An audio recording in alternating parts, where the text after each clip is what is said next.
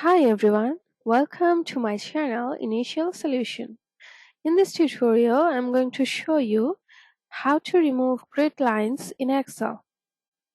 Open an Excel sheet. So let's say we want to remove the grid lines from this worksheet. So what we will do is just go to this data tab and go to this view tab and click on the uncheck the grid lines option.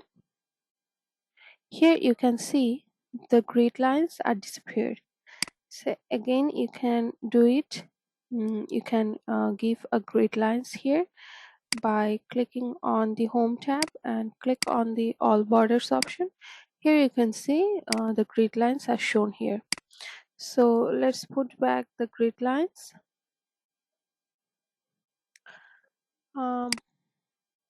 Let's from the view button click on grid lines. Okay, the grid lines are shown here. So if there is another tool to do it, it's that simply select the whole the whole worksheet or the area uh, you want to remove the grid lines from, and then click on the home tab, and from this font color click on the white background option,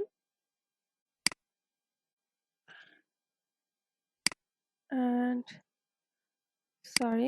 click on the theme colors and click on the white background option, and here you can see the grid lines are removed here. So yep, this is how you can remove the grid lines from your Excel sheet.